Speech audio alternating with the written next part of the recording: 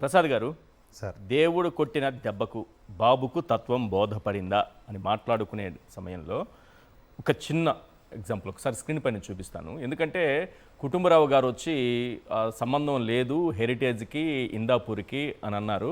వెబ్సైట్లో కూడా అప్పటికప్పుడే మార్చేశారు. మ్యానుఫ్యాక్చరింగ్ యూనిట్ నుంచి దాన్ని కో మ్యానుఫ్యాక్చరింగ్ యూనిట్లోకి తీసుకొచ్చారు. కానీ ఆ హెరిటేజ్ ఒకసారి చూపించండి. హెరిటేజ్ చీజ్ స్లైసెస్ అక్కడ కనిపిస్తోంది కదా, అందులో manufactured by Indapur dairy and milk products. Indapur ఎవరంటే పెద్ద దొంగ అని అతన్ని కల్తీని సరఫరా చేస్తున్నాడని టీటీడీ అతన్ని బ్లాక్ లిస్ట్లో పెడితే చంద్రబాబు నాయుడు గారు ఈవోని మార్చి మరీ భక్తుల్ని ఏమార్చి మరీ మళ్ళీ అతనికి ఇప్పించాడని ఒక ఆరోపణలు. ఇట్లాంటి వాళ్లతో సంబంధాలు హెరిటేజ్కు బయటపడడం అనేది ఇది దేవుడు కొట్టిన దెబ్బ కాదా?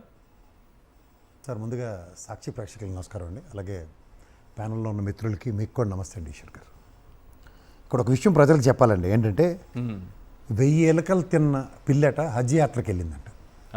అలా ఉంటే ఇందాపూర్, లేకపోతే బోలేబాబా ఆయన పట్టుకుని టెంకు జల్లగొట్టిన జగన్మోహన్ రెడ్డిని బదనాం చేయాలి. ఎందుకంటే నా వ్యవస్థకి ఎవడైనా అన్యాయం చేస్తే తట్టుకోలేని చంద్రబాబు నాయుడు కింద చూడాలి. ఇక్కడ మనం ఊరికనే అనుకుంటూ ఉంటాం కానీ సార్, చంద్రబాబు నాయుడికి అనే వ్యక్తికి ఎవరో ఎక్కడ ఉండరు శత్రువులు, ఆయన చుట్టూ ఉన్న వాళ్ళే ఉంటారు. ఎలాంటి వాళ్ళు అంటే గతంలో పరకాల ప్రభాకర్ గారు, ఇప్పుడు కుటుంబం.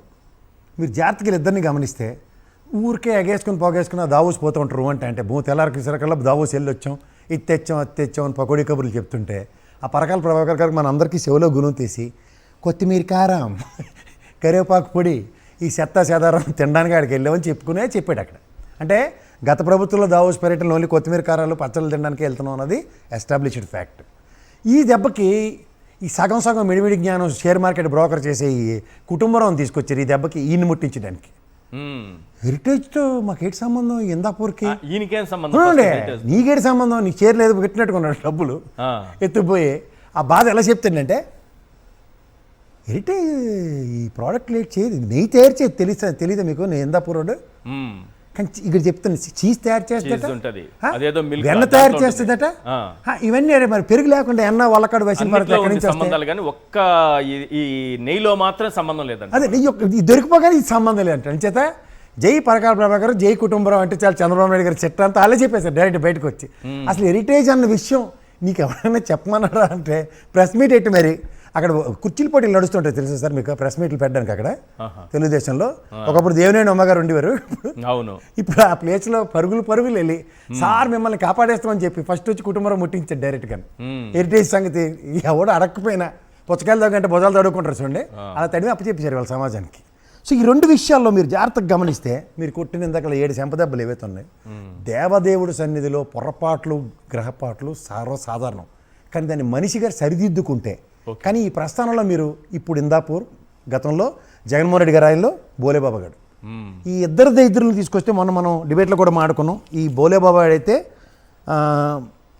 We have 27 company owned debts and nearly thousands of distributions, retailers.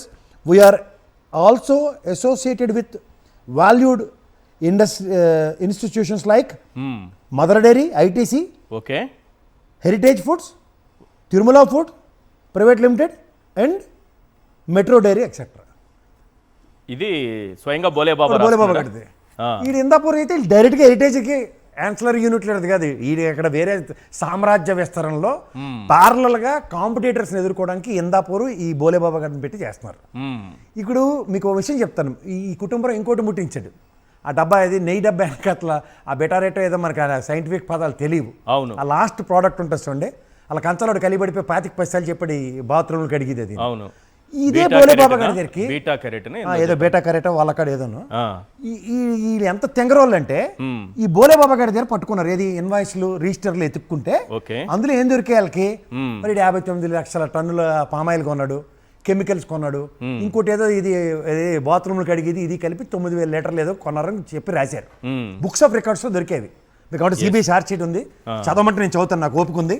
ఎందుకంటే ఆ తెంగరోళ్ళకి చదువు ఎలాగో రాదు, వాళ్ళు చదివిన దానికి కూడా అర్థం లేకుండా ఇంకో రాసింది ఏంటంటే Bhole Baba dairy foods forensic audit చేయగా వారు నెయ్యి తయారీకి సరిపడా పాలు లేదా వెన్నను ఎప్పుడూ కొనలేదని తేలింది. బదులుగా వారు భారీ మొత్తంలో 57 లక్షల కిలోలకు పైగా పామ్ ఆయిల్ మరియు పామ్ కెర్నెల్ ఆయిల్ కొనుగోలు చేశారు. పాలు కొనకుండా నెయ్యి అమ్మారు కాబట్టి అది కల్తీ అని శాస్త్రీయంగా నిర్ధారించబడిందని చెప్పేస్తున్నారు. వీళ్ళు ఎంత అథాంటికేట్గా చెప్తున్న దానికి నేను ఒకటే రీజన్ చెప్తాను. బోలేబాబా గారు ఈజ్ డూయింగ్ ఎక్స్పోర్ట్, కెమికల్స్ ఒకటి ఎక్స్పోర్ట్ చేస్తున్నాడు అతను. ఒక 4-5 సంవత్సరాలు బట్టి దగ్గర 58 లక్షల టన్నుల పైచిలక ఎక్స్పోర్ట్ చేశాడు అతను. సో అది యాన్సిలరీ యూనిట్స్లో ఇప్పుడు హెరిటేజ్లో 10 రకాల ఫుడ్స్ అమ్మట్లేదు. అట్లా అదేదో కంపెనీ తయారు చేసుకుందని దీన్ని ఇంటర్లింక్ చేస్తే what way it is. Okay, సరే, ఇవన్నీ ఒక ఎత్తి అయితే ఇప్పుడు మీరు అన్నట్టు ఈ 7 చెంపదెబ్బల విషయంలో దేవదేవుడి సన్నిధిలో ఆయన శిశుపాలుని 100 తప్పులు క్షమించినట్టు క్షమిస్తూనే ఉంటాడు. ఈయనకి మొదటి శాతమనిగా తిరుమలలో సావు తప్పు కన్నులు ఒట్టపోయింది. ప్రాణం మీద తెచ్చుకున్నాడు ఆయన. తర్వాత దేవదేవుడి సన్నిధిలో మళ్ళీ ఆయనకు అవకాశం కల్పించాడు. కానీ ఇది మీరు కంటిన్యూస్గా whether is in government or not, మీరు అందుకే వాళ్ళు నేను ఎప్పుడు చెప్తుంటాను, చంద్రబాబు నాయుడు గారు నిజాలే చెప్తారు కానీ వెనకాతలో ఒక గూడుపూట అని ఉంటుందని. మీరు ఈ సుబ్బారెడ్డి గారు, కరుణాకర్ రెడ్డి గారు ఉత్తుకుతున్న 20 రూపాయలు 30 రూపాయలు తినేసారు కేజీ మీద అడవాడు చేశారు చూడండి. ఈ సంవత్సరాలు బట్టి తింటున్నారు అది. లేకపోతే ఇందాపూరుడు ఎంత గవ్వపెట్టలాగా లేకపోతే బోలేబాబా గారు ఎంత గవ్వపెట్టలు ఎలా ఉంటారు? ఇన్నాళ్ళకి బయటపడడం ఏంటి? 2015 నాటి ఇందాపూరు. దానికన్నా ముందు కూడా మీరు ఇప్పుడు 20 నెలల్లో 4 సంవత్సరాలు ముఖ్యమంత్రి అని ఆయన పొరపాటుని చెప్పొచ్చు. కానీ ఆయన ట్రాక్ రికార్డ్ 20 సంవత్సరాలు బట్టి ముఖ్యమంత్రి కదా.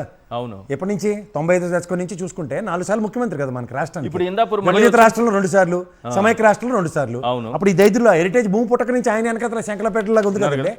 శంకల సగ్గట్లో ఉన్నప్పుడు ఈ దైద్యుడు కాదు ఇంకో దైద్యుడు పేరెట్టి చేసి ఉంటాడు. ఇది పేర్లు మార్చడం బాగా అలవాటు కదా. మన ఈ ఛానల్లో వెంకటరెడ్డి కూడా చెప్పాడు కదా, ఇక్కడైతే ఆడు అక్కడైతే ఆడు. ఇదేదో చూడండి కుంభమేళలో తప్పడిపోయిన పిల్లల్లాగా రోజుకో పేరెట్టి దీన్ని తిప్పుతున్నారు ఇందాపూర్ని. మీరు జాగ్రత్తగా గమనిస్తే ఈ డబల్ ఫోటోలు, ట్రిపుల్ ఫోటోలు ఎప్పటికప్పుడు అరెస్ట్ చేయాలంటే వీళ్ళు ఫస్ట్ కుబసాల నుంచి వీళ్ళు ఎందుకు అలవాటు పడిపోతారంటే దొరికిపోయినాడు మావాడే కదా, 4 గట్టి పీకి ఇంకా లేనిపోయిన నిజాలు చెప్పేస్తాడు. అసలే కుటుంబం సగం తెలిసి లేనిపోయిన మళ్ళీ ఇంకా డైరెక్ట్ ముట్టించి లేకున్నాడు హెరిటేజ్ అని.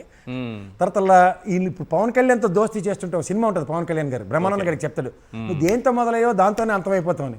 నాకు ఇది తిప్పి హెరిటేజ్ పడుతున్న షేర్ మార్కెట్ చూస్తే ఖచ్చితంగా వీళ్ళు ట్రాన్స్పరెంట్ పాలిటిక్స్ చేయట్లేదు కాబట్టి it is really massively affecting the heritage. ఒక్కసారి ఆ బ్రాండ్ పోతే ఇంకెవడు ప్రపంచంలో దానికి క్షమాపేక్షలు ఉండవు.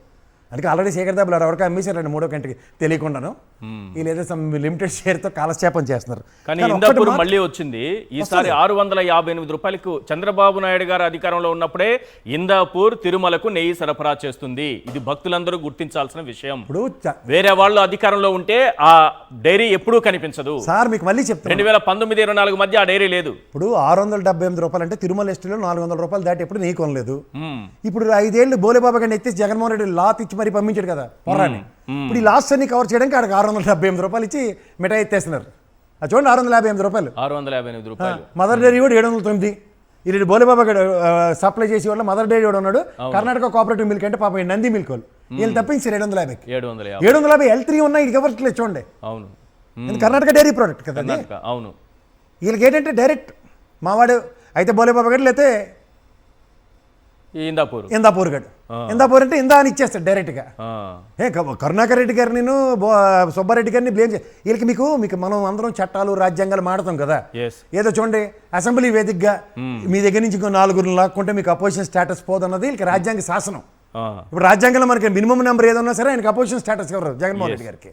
అది రాజ్యాంగం ప్రకారం నడవరు. మళ్ళీ 20 నెలల్లో 4 సార్లు ముఖ్యమంత్రిని తొట్టుబాటు మాట్లాడినా ఒరిజినల్గా 20 ఏళ్ళు బట్టి ముఖ్యమంత్రి అయినే కదా. అవును, కానీ రాజ్యాంగం చదవడు. ఇక్కడికి వచ్చారు వ్యవస్థలు వీళ్ళకి చూడండి సిబిఐ రిపోర్ట్ నచ్చలేదు.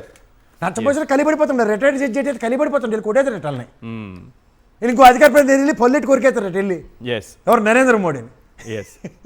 సో ఇవన్నీ మీరు గమనిస్తే సార్ ఓవరాల్గా వీళ్ళు ఎప్పుడైతే ఎఫ్ఎస్ఎస్ఐ రిపోర్టుల్లో కేటగారికల్గా దొరికిపోయిన తర్వాత సుబ్బారెడ్డి గారు కల్తీ అయిన మాటని ఎంఫసైజ్ చేసి మాట్లాడుతున్నారు.